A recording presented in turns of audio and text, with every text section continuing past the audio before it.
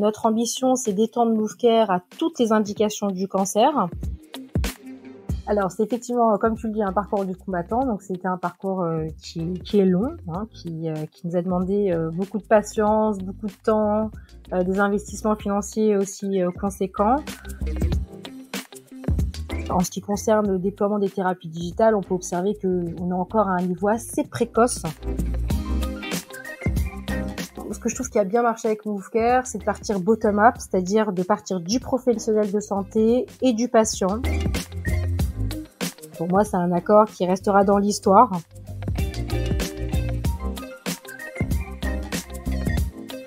Bienvenue dans ce nouvel épisode de Health Tech in Progress, le podcast qui fait tomber les barrières pour entreprendre dans la Health Tech. Comme tu le sais, les barrières pour entreprendre dans la Health Tech sont plus importantes qu'ailleurs.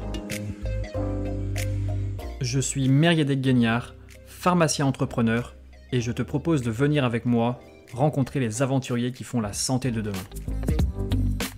Ils sont entrepreneurs, avocats, chargés de valorisation, mais bien plus encore, et ce sont eux qui tous les jours construisent l'écosystème Health Tech français. À travers les échanges que j'aurai avec eux, tu découvriras des parcours, des histoires et des personnalités qui t'inspireront pour entreprendre dans la Health Tech. Ces échanges seront aussi l'occasion d'obtenir des conseils concrets, des pistes de réflexion pour mieux comprendre ce bel écosystème. Chaussez les crampons, prenez les piolets et partons à la découverte de ce qui fera la santé de demain.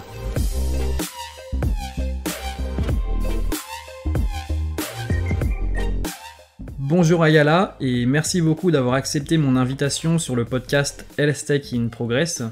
Donc je dois te dire, ça me fait vraiment plaisir de t'avoir sur le podcast, j'en rêvais depuis un petit bout de temps.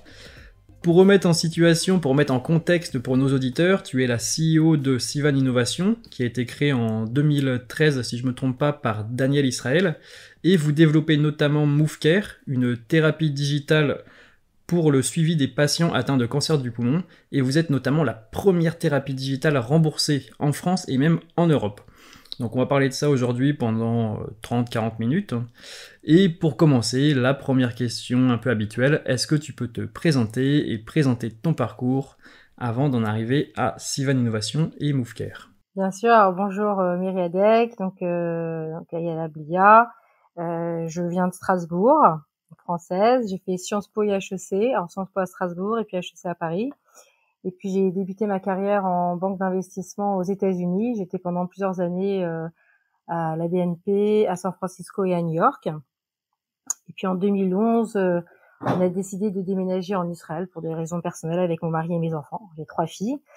Et je me suis orientée vers le management au sein d'une grande entreprise agrochimique pendant 5 ans. Et avant donc de rejoindre Sivan. D'accord, ok. Donc tu voulais directement donner un petit peu une dimension internationale à ton parcours en partant aux États-Unis après tes études? Oui, j'ai toujours voulu un petit peu explorer le reste du monde, même si j'adore la France, mais connaître un petit peu autre chose, voir d'autres mentalités, une autre façon de travailler. Je trouve que c'est très intéressant. Donc j'avais commencé par les États-Unis et puis après voilà Israël et demain on sait pas, peut-être que je finirai par retourner en France. Et donc, qu'est-ce qui t'a fait débuter chez Sivan? Comment tu es arrivé là, en passant du groupe pétrochimique à une entreprise un peu plus start-up? Alors c'est une bonne question. On va dire qu'il y a 4 ans, je me suis un petit peu cherchée. Je commençais à ressentir un peu le besoin de faire quelque chose d'autre, qui soit plus utile à la société, voilà, qui avait plus de sens. Et là, donc par hasard, j'ai eu la chance de rencontrer Daniel Israël, donc qui a fondé Sivan. Et le projet MoveCare m'a passionnée. Alors bon, c'est vrai que pour moi, c'était déjà un défi personnel de diriger une entreprise, d'apporter un produit à sa commercialisation. Et puis un défi d'autant plus grand qu'à l'époque, ça n'existait pas encore ce modèle économique puisque MoveCare est la première thérapie digitale remboursée en France. Mais c'était aussi, et enfin je dois dire ça l'est toujours, c'était toujours très gratifiant de se dire que ce qu'on fait, ça aide le patient, ça apporte quelque chose à la société. Donc c'est vrai que je suis très contente aujourd'hui de diriger ce projet parce que d'un point de vue aussi personnel, ça m'apporte une dimension importante. On participe un peu à une petite révolution en santé qui a un impact positif pour les patients et pour la société. Ok, donc juste avant de rentrer dans les détails de ce que vous faites avec Sivan et MoveCare, est-ce que tu peux nous dire justement quel est ton rôle au sein de l'entreprise et peut-être à quoi ressemble ta journée type, s'il y en a une? Alors, donc moi, je dirige l'entreprise Sivan. Donc, je dirige 2 sites, un site en Israël et un site à Paris. Ma journée type, on va dire. Grosse question. Alors, c'est une grosse question. Si tu demandes à ma fille qu'est-ce que je fais, elle va te dire, maman, elle fait des zooms. Je pense que c'est un petit peu à la mode actuellement, donc. C'est ça. Donc ma journée type, c'est des zooms. Donc beaucoup de réunions un peu partout dans le monde. Alors, beaucoup en France quand même parce que notre marché est essentiellement en France. Donc c'est vraiment diriger les opérations, réfléchir à la stratégie, qu'est-ce qu'on fait demain, comment est-ce qu'on avance, comment on résout les problèmes, hein, parce qu'il y a toujours des problèmes dans une entreprise, comment améliorer le déploiement, comment améliorer le développement, quelles sont nos ambitions pour demain, etc., etc.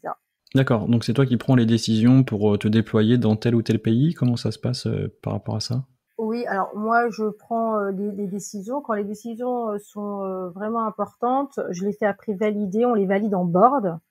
Donc on est 3 personnes au board de Sivan. Donc on a Daniel Israël qui est donc l'investisseur unique pour l'instant de Sivan et le fondateur de la société. On a Paul Cohen et moi-même.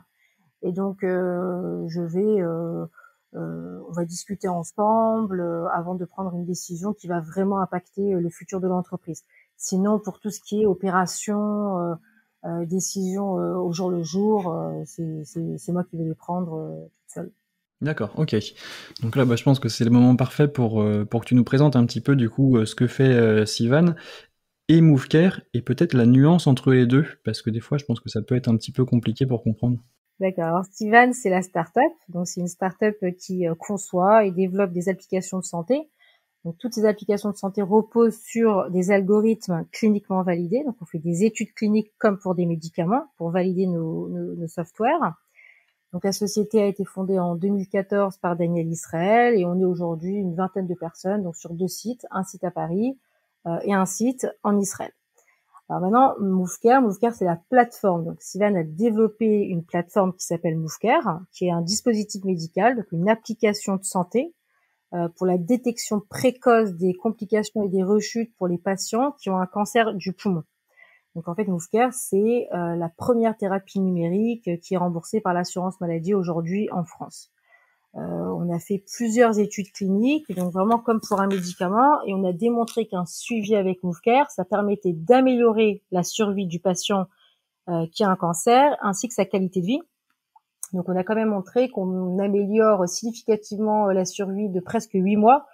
Donc pour un patient qui a un cancer du poumon, ça représente 26% d'amélioration, ce qui est significatif. On a une survie qui est assez faible, un pronostic qui est mauvais pour les cancers du poumon. La survie à 5 ans est de 15%. Et on a aussi pu démontrer que ça permettait une amélioration de la qualité de vie du patient. Alors juste pour comprendre, parce que je pense que c'est fondamental pour comprendre MoveCare, les patients qui ont un cancer du poumon aujourd'hui en France et d'ailleurs à peu près partout vont voir leur oncologue qu'une fois tous les 3 mois ou tous les 6 mois. Ça va dépendre de l'état du patient, s'il est en période de surveillance, etc. Et très souvent, on va rater des choses en fait entre ces 2 visites, ces 2 bilans médicaux, ces 2 imageries. On va souvent rater des choses. Donc MoveCare permet en fait de détecter les problèmes au moment où ils arrivent et donc de pouvoir donner un traitement optimal aux patients. Et également, ça va permettre aux patients de se sentir beaucoup plus proches du médecin, plus rassurés. On a vraiment des patients qui nous disent qu'ils attendent finalement le lundi matin pour remplir ce questionnaire. Ils savent qu'à ce moment-là, quelqu'un va s'occuper d'eux, qu'ils vont avoir un suivi personnalisé. Donc on parle vraiment ici d'une technologie qui est au service de ce lien humain pour améliorer la communication entre le patient et le médecin.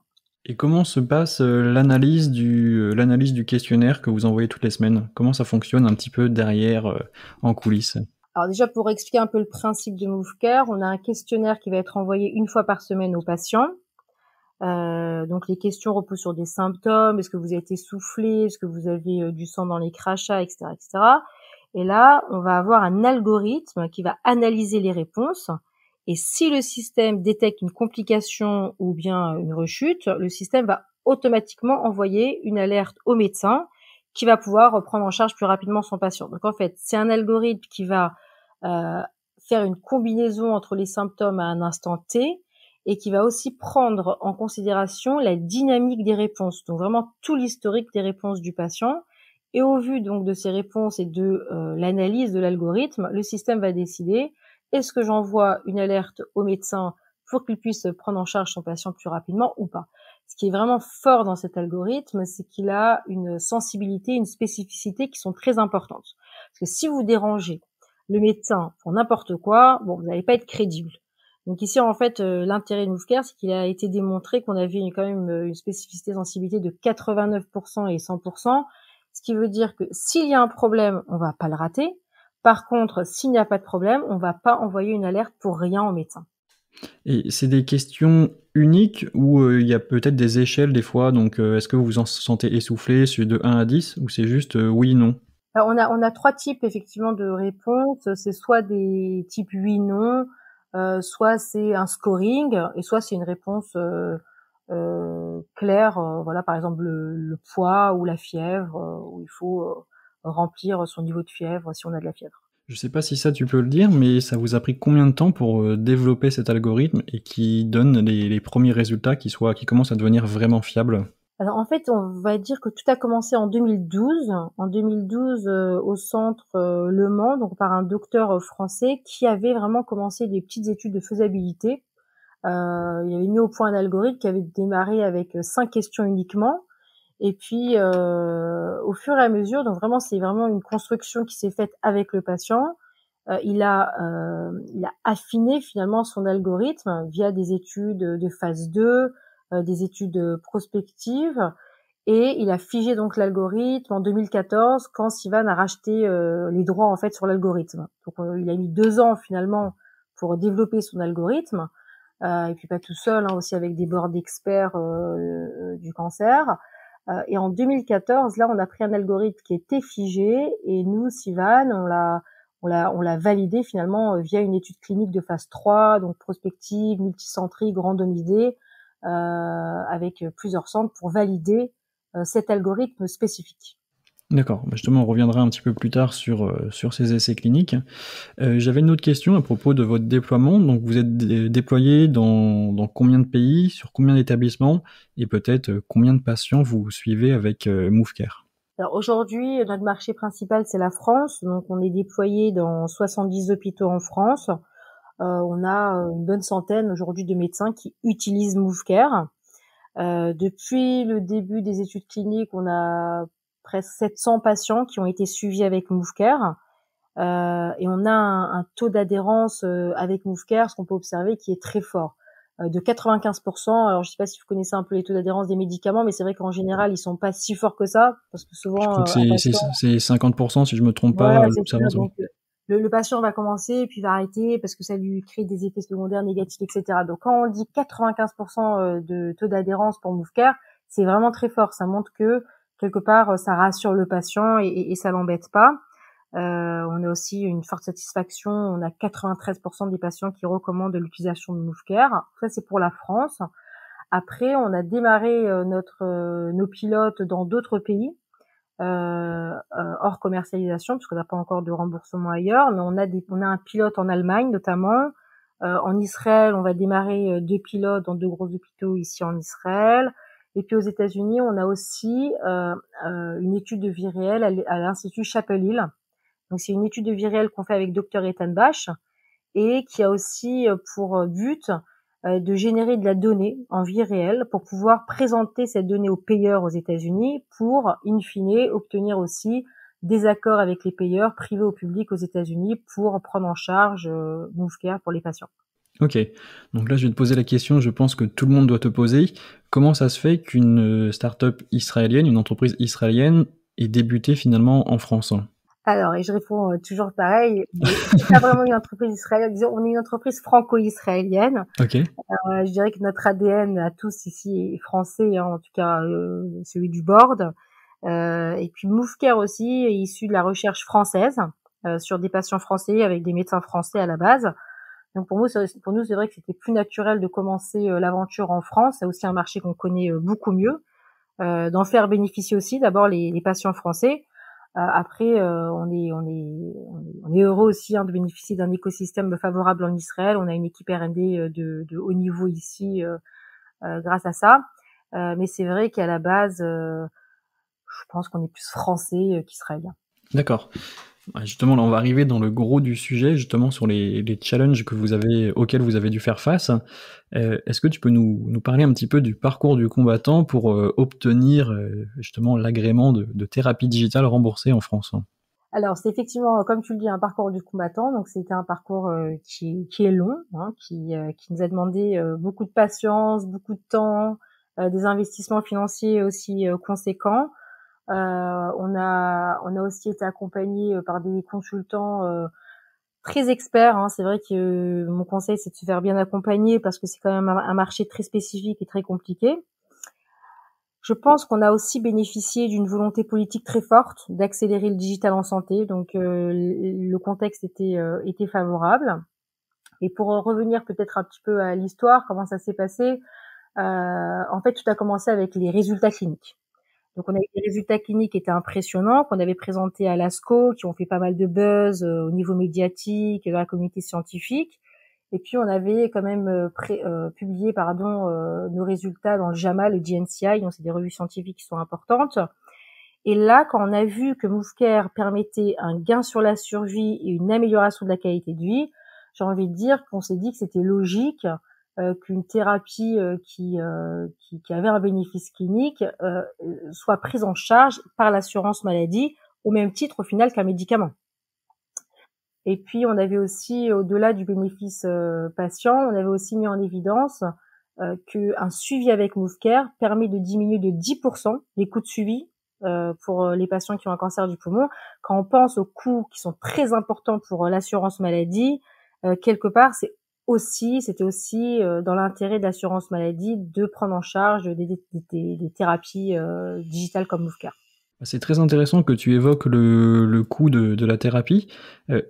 Qui a déterminé justement le coût de la thérapie digitale et sa base de remboursement? Comment ça s'est passé? Alors, juste pour expliquer comment le processus de remboursement marche en France, on commence par une commission de la HS qui s'appelle la CNEDIMT, donc elle qui va évaluer déjà le bénéfice clinique. Donc en avril 2019, on a eu un avis favorable de cette commission indépendante qui a décidé qu'effectivement Moufcare avait un intérêt donc thérapeutique, un intérêt de santé publique, donc on a eu un ASA 3. Une fois qu'on a eu cette évaluation favorable de la CNIDIMS, on est passé à une négociation avec ce qu'on appelle le CEPS, donc c'est une autre instance de la HAS, avec qui on a négocié pendant un an. Et là, c'est vraiment c'est une négociation qui va on s'est mis finalement d'accord sur un tarif qui à la fois était viable pour la société, hein, pour qu'on puisse démarrer l'histoire, un tarif aussi préférentiel pour la France, pour que la France puisse en bénéficier, et puis qui soit aussi un tarif qui soit acceptable pour l'assurance maladie. Et ça n'a pas pris justement beaucoup de temps à déterminer ce tarif de remboursement, sachant que vous étiez les pionniers sur ce secteur-là, donc il n'y avait aucune base comparative?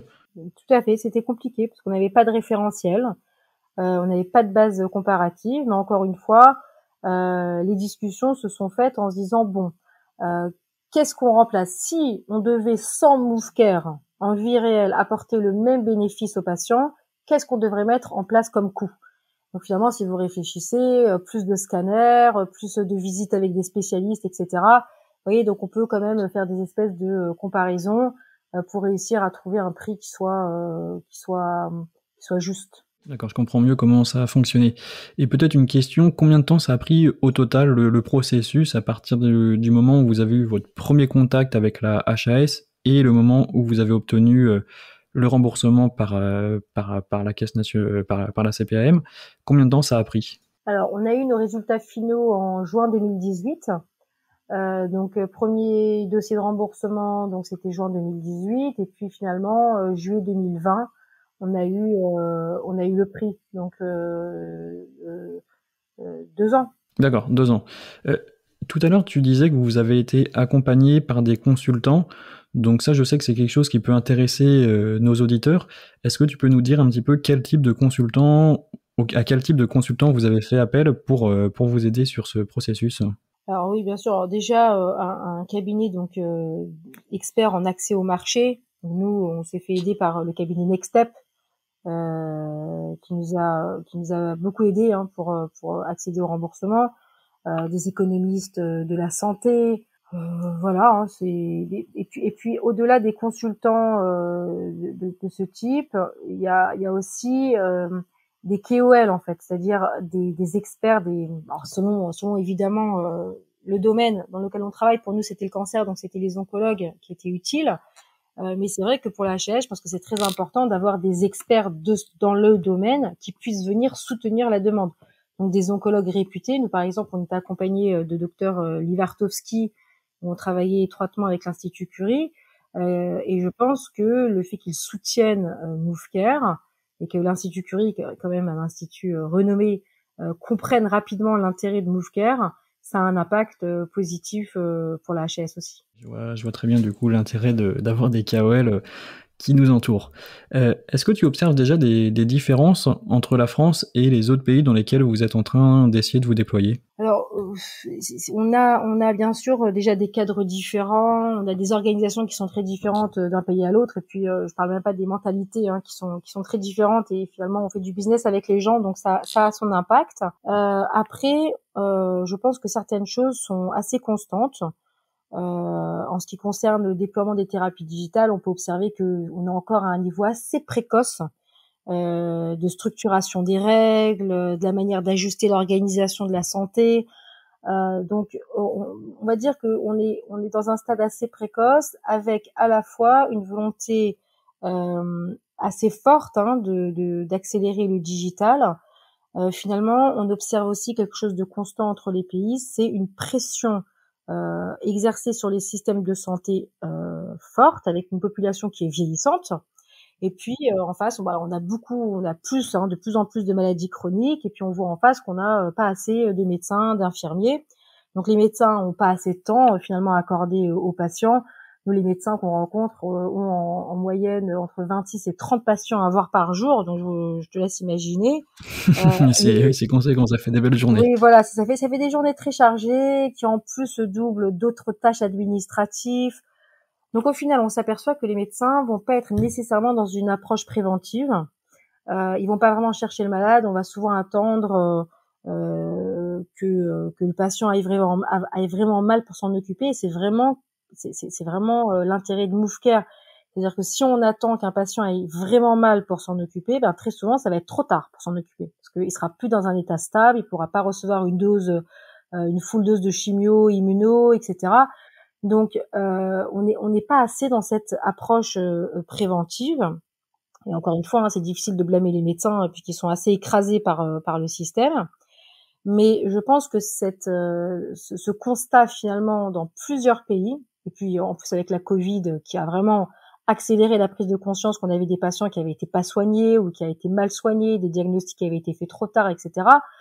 On observe dans tous ces pays une course à l'innovation, une réflexion pour repenser le système dans sa globalité, et on commence à comprendre de plus en plus l'importance de l'outil numérique en santé, l'importance du digital. On commence à comprendre que le digital permet d'améliorer l'organisation des soins, permet d'améliorer la qualité de vie des patients, permet de réduire les inégalités aussi de soins entre les patients. Je trouve que c'est aussi important. Donc on a cette prise de conscience dans plusieurs pays.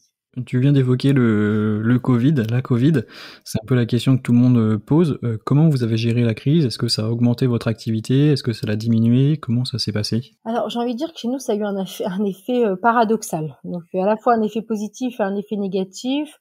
L'effet positif, c'est que de mon point de vue, ça a accéléré la prise de décision du CEPS, parce qu'il y avait encore une fois cette volonté politique forte. On avait besoin d'un outil numérique, et la Covid, ça a ça a renforcé la prise de conscience du besoin d'un outil numérique. Donc quelque part, finalement, pour le modèle économique, ça a été favorable. D'un autre côté, on va dire qu'on a quand même été impacté négativement parce que même si les médecins sont conscients qu'un suivi avec MoveCare, c'est un suivi nécessaire pour leurs patients, et quand vous êtes dans une situation avec la Covid où vous êtes finalement dépassé par les événements, vous avez même pas le temps de vous dire bon bah je vais mettre en place ce nouveau système. Vous pouvez pas vraiment voir. On n'a pas vraiment pu aller voir les médecins dans les hôpitaux pendant un petit moment, enfin pendant même un long moment. Vous voyez, donc j'ai envie de dire qu'il y a vraiment les deux effets qui se sont corrélés pendant cette période. Ça risque par contre d'augmenter après, parce que comme tu l'as dit, ça a été un peu un révélateur, la crise. Exactement, exactement. Je pense que sur le long terme, au final, ça va avoir un effet positif parce que, encore une fois, une prise de conscience que le digital est absolument indispensable finalement pour le suivi des patients. J'avais également une grosse question, parce que vous avez obtenu du coup la possibilité d'être remboursé depuis 2019. Et ma question, c'est donc de savoir comment vous avez financé tout le développement avant 2019, et notamment l'essai clinique de phase 3, parce que je sais que c'est des processus qui sont très très chers. Comment vous avez financé tout ça avant? Là, on a eu la chance d'avoir un investisseur, donc encore une fois, hein, c'est le fondateur, c'est Daniel Israël, donc c'est l'investisseur unique D'accord. qui a une autre société. Il est président d'une société qui s'appelle Sephira, donc qui est experte dans le tiers payant en France, basée au Mans. Et une société donc qui fait un beau chiffre d'affaires, qui génère de beaux revenus. Donc du coup, il a pu, grâce à Sephira, financer l'activité de Sivan pendant toutes ces années. Ok, d'accord. Merci beaucoup pour ta réponse. Et j'avais une petite dernière question sur les challenges de MoveCare et de Sivan. J'ai vu que vous aviez noué un partenariat avec BMS. Donc, comment s'est noué ce partenariat et pourquoi ce choix? Pour moi, BMS a été le premier laboratoire pharmaceutique qu'on a rencontré qui a vraiment compris, qui a bien compris l'enjeu de MoveCare et l'intérêt de l'industrie pharmaceutique de s'associer avec une thérapie digitale. Au final, quand on réfléchit, on est des partenaires naturels. On a déjà les mêmes clients, hein, parce que ce sont les médecins, donc les mêmes utilisateurs. Et puis, on a un objectif commun qui est l'amélioration de la survie, l'amélioration de la qualité de vie et la thérapie numérique est le complément finalement idéal du médicament. Donc avec BMS, on a compris tous les deux, et ils ont bien compris que l'un n'avait pas vocation, n'était pas destiné à remplacer l'autre. MoveCare a vraiment pour vocation d'optimiser l'impact du médicament, alors que ce soit en permettant d'administrer le médicament au bon moment, ou aussi en récupérant de la donnée patient qui va permettre d'adapter le médicament ou son dosage en fonction du besoin du patient. Ça m'emmène tout de suite sur une question, une autre question, une question suivante. Quel est le futur de Sivan et de MoveCare? Alors nous, Sivan, on va continuer à développer des outils médicaux innovants, avec toujours pour but de soutenir les professionnels de santé et d'aider les patients à avoir une meilleure qualité de vie et une meilleure survie. Notre ambition, c'est d'étendre MoveCare à toutes les indications du cancer, pour fournir une solution donc à tous les patients qui ont un cancer, et donc pas seulement en France, mais aussi à travers le monde. Ah oui, en effet, c'est une très très belle ambition par rapport à ça. Peut-être une question juste subsidiaire, on va dire ça comme ça. Il y a une partie de l'équipe qui est dédiée au développement de nouvelles solutions chez Sivan et une partie qui est dédiée à MoveCare, ou tout le monde est uniquement sur MoveCare? On est tous sur tout. On est une start-up, donc D'accord. on essaye d'être polyvalent et de faire plusieurs choses à la fois. Donc on est tous à la fois sur Movecar avec bien sûr une équipe en France qui va vraiment être dédiée pour le déploiement donc de l'application. Mais après notre équipe R&D va à la fois donc être en charge de tout ce qui est maintenance, évolution, etc. de l'outil, et puis aussi réflexion et travailler sur le futur de la plateforme. Donc là, il me reste trois petites questions pour terminer cet échange. Et peut-être une grosse question, qu'est-ce que tu penses de la maturité de l'écosystème e-santé français? Et est-ce que tu as déjà des comparaisons avec d'autres pays à faire? Alors moi je dirais que jusqu'à il y a pas très longtemps, on avait un peu de retard au niveau de la e-santé en France. Puis on peut dire qu'il y avait plusieurs raisons. Il y avait un manque d'investissement par le gouvernement. Il y a une peur aussi commune de tout ce qui est numérique. On se pose toujours des questions. Où va ma santé? Comment est-ce qu'on va l'utiliser? Donc parfois un manque d'acceptabilité finalement des outils numériques. Et puis jusqu'à donc il y a pas très longtemps, pas de cadre réglementaire et pas de modèle économique. Mais encore une fois, et on revient un petit peu à la Covid, je pense que la Covid a vraiment accéléré, encore une fois, la prise de conscience de l'importance donc de l'outil numérique. Et on peut voir donc beaucoup d'initiatives de santé ces derniers temps. D'ailleurs, on a Emmanuel Macron qui a annoncé récemment des initiatives assez importantes, avec un budget consenti qui est conséquent pour l'innovation numérique. Donc personnellement, je pense qu'on peut espérer que la France puisse reprendre un rôle de leader en matière de santé numérique. Et puis, il faut pas oublier quand même que la France a été la première à rembourser une thérapie numérique en Europe. Donc, elle a quand même, elle s'est quand même démarquée par rapport à ça. Et c'est vrai que c'est encore mieux félicitations du coup pour MoveCare, parce que c'est vrai que d'être les premiers en Europe, je pensais que c'était que la France, mais du coup en Europe c'est encore plus grand. Et du coup, tu penses que les investissements en e-santé, ils vont continuer à exploser, ou ça va se stabiliser un petit peu par rapport à ce qu'on a vu notamment l'année passée?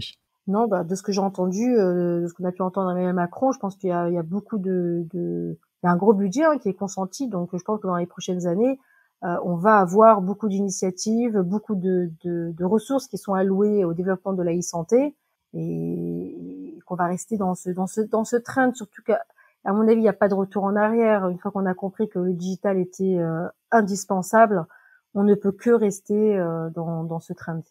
Et donc peut-être, est-ce que tu as un conseil pour une personne qui voudrait développer une thérapie digitale?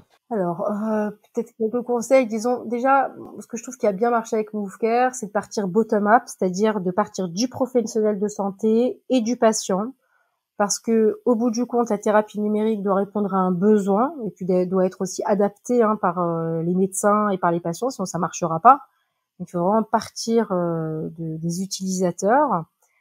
Et puis, bien sûr, je dirais qu'il faut valider cliniquement et avoir des preuves cliniques très fortes. Il faut prendre son temps pour avoir des preuves cliniques. S'il n'y a pas de preuves cliniques, la thérapie, elle ne servira à rien, et en tous les cas, elle sera pas remboursée. Et donc savoir que tout ça, ça va prendre du temps, ça va prendre de l'argent, donc faut être prêt pour un long chemin. D'accord, ok, parfait. Merci beaucoup pour ta réponse. Et allez, 2 petites questions pour terminer. Quelle est ta plus grande fierté avec Sivan et MoveCare? Et peut-être une question un peu plus négative, quel est ton plus grand regret? D'accord. Alors bon, ma plus grande fierté, c'est simple, c'est d'être les premiers à avoir obtenu le remboursement pour une thérapie numérique en France. Pour moi, c'est un accord qui restera dans l'histoire, qui marque une nouvelle façon de concevoir la santé, qui marque un monde où le digital permet d'améliorer le lien entre le médecin et le patient, et qui permet vraiment au patient de devenir responsable et acteur de son suivi. Alors pour les regrets, moi pour l'instant j'ai pas encore de regrets, donc pas de regrets. Je dirais juste des espoirs. Surtout celui que MoveCare soit mis à disposition d'un maximum de patients en France et ailleurs. On note ça, et puis je prends rendez-vous dans 5 ou 10 ans pour voir où vous en serez. Et peut-être, c'est une question que je commence à poser dans le podcast. Est-ce que tu as un conseil de lecture pour nos auditeurs? Alors, déjà bon, j'ai trop de livres à recommander parce qu'on a la chance d'avoir une littérature parmi les plus belles du monde. Mais comme le sujet est le cancer, j'aimerais bien recommander un livre qui s'appelle Anti-cancer, une autre façon de vivre, de David Servan-Schreiber.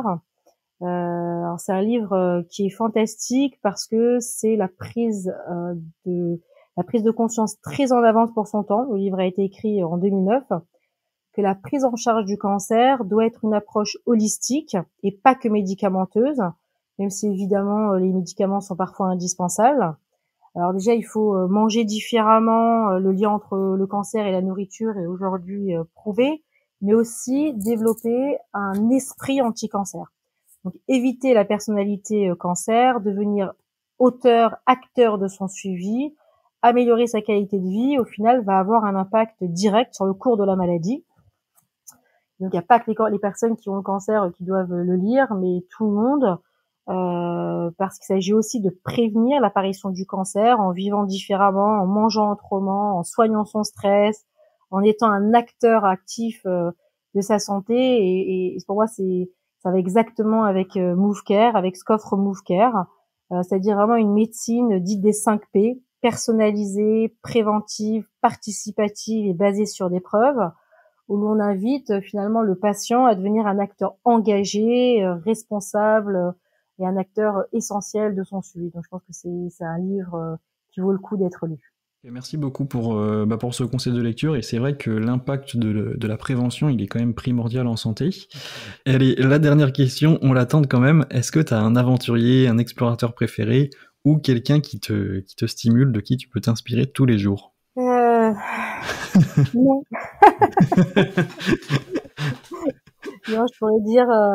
Non, je pourrais quand même dire qu'un explorateur qui m'a toujours fasciné, c'est Neil Armstrong, le premier homme qui a marché sur la Lune. Je pense qu'il fascine tout le monde. Puis j'aime bien sa phrase, un petit pas pour un homme, un pas de géant pour l'humanité. Ah, ça colle bien avec ce qu'a fait Move Care finalement. Donc un petit pas, je sais pas si on peut dire un petit pas, mais en tout cas c'est un grand pas pour la santé. Exactement, un grand pas pour la santé. Merci beaucoup en tout cas d'avoir accepté mon invitation sur le podcast, et merci beaucoup. Merci beaucoup Myriadec. Voilà, c'est la fin de cet épisode de Health Tech in Progress. Merci beaucoup de l'avoir écouté jusqu'au bout. Et si tu veux soutenir le podcast, n'hésite pas à lui laisser un commentaire ou 5 étoiles sur Apple Podcast. Je suis Myriadec Guignard et je te dis à la semaine prochaine pour continuer notre exploration de l'écosystème Health Tech français.